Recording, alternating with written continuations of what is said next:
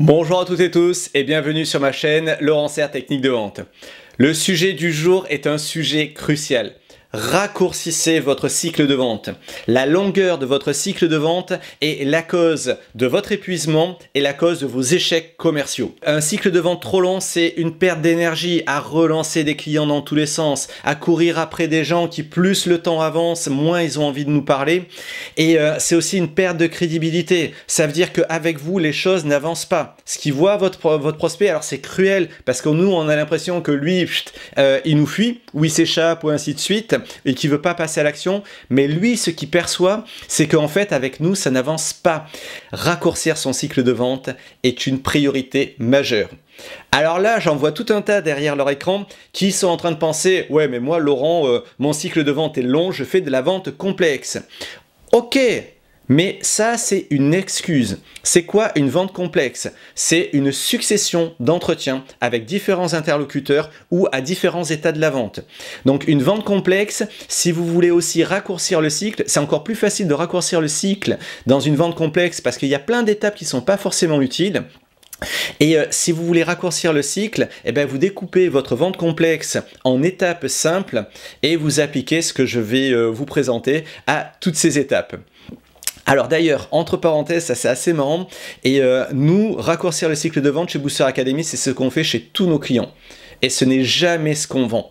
Au début, j'ai essayé de le dire parce que je voyais bien que ça fonctionnait, et en fait les gens ne nous croient pas. Et vous allez voir aujourd'hui qu'il est parfaitement possible de raccourcir son cycle de vente, c'est bénéfique pour vous, c'est bénéfique pour vos clients. Point 1. Fixez-vous des objectifs à chaque entretien. Les objectifs, alors pour les académiciens, or, argent, bronze. Un entretien, il doit avoir une issue et l'issue, on doit savoir par avance ce qu'elle doit être. Or, c'est la meilleure issue possible, on est super bien parti. Argent, on a un petit peu reculé, on a une issue qui est quand même plutôt une bonne issue et c'est pas plus mal. Bronze, et ben là c'est l'issue minimale. C'est-à-dire que l'issue bronze, on sait qu'on va être sur un cycle un peu long, on sait qu'on a quelqu'un qui n'est pas forcément dans l'action en face de nous. Et si vous n'avez pas bronze, c'est nurturing. On ne laisse pas tomber le prospect, mais par contre, on ne va pas s'épuiser dessus, on s'est raté. Clairement, alors on ne s'est pas complètement raté, puisqu'on a toujours la relation avec le prospect, mais n'empêche qu'on n'a pas été bon et il y a quelque chose qui a foiré. Pensez bien à or, argent, bronze. Si ça ne vous parle pas, allez voir les vidéos sur les techniques de vente parce que effectivement toutes ces notions sont quand même essentielles. Point 2. Mesurez la motivation de votre interlocuteur et travaillez-la en permanence. Parce que vous ne pouvez pas avancer si votre interlocuteur n'est pas motivé. Et d'ailleurs, si vous avez argumenté un interlocuteur non motivé, c'est une erreur. Mais effectivement, concentrez-vous sur attentes et besoins, ok, ça c'est le basique classique, mais sur la motivation. Si vous ne comprenez pas ce que votre prestat va apporter à votre interlocuteur, lui le comprend encore moins.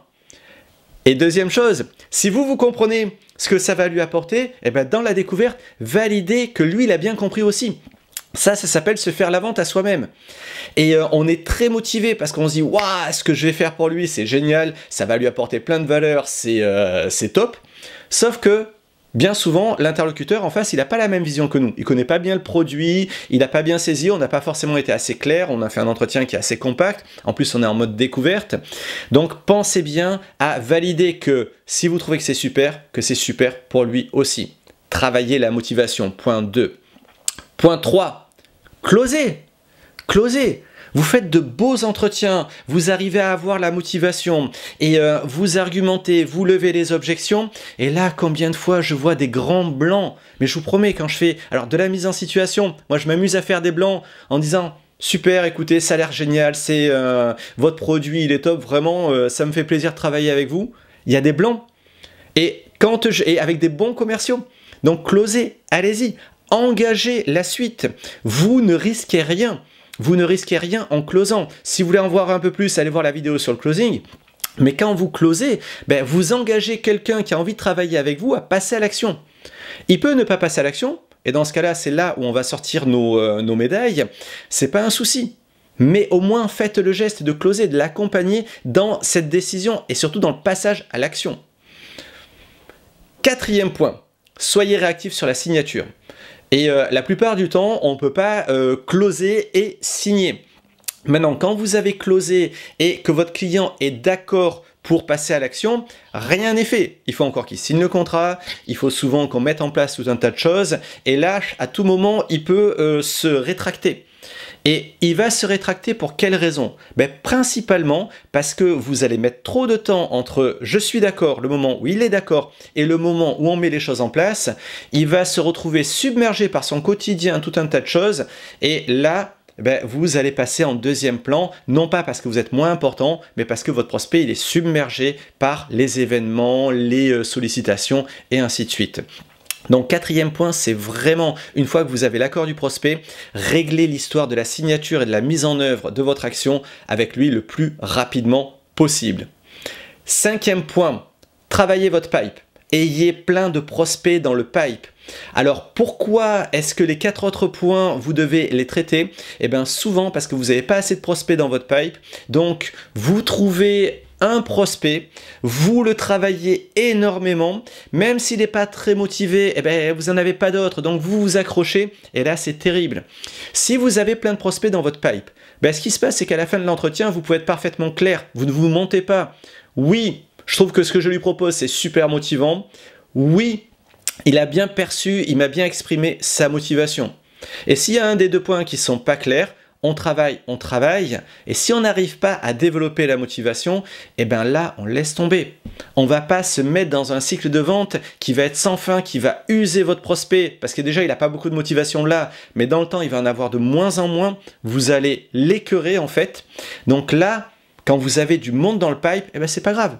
Nous, une fois sur deux, enfin moi en tout cas, il faudra que je demande à mes collègues de boosters, ça je sais pas en fait, mais une fois sur deux dans l'entretien, on ne fait pas de proposition. Parce que c'est trop tôt, parce que c'est pas le sujet, parce qu'il y a d'autres priorités. Par contre, on voit à peu près ou très exactement quand est-ce qu'on va revenir et qu'on aura le bon timing. Et ça, on ne peut le faire que si on est serein sur notre alimentation du pipe. Donc pensez à rentrer toujours beaucoup de prospects dans votre pipe. Voilà pour les 5 points.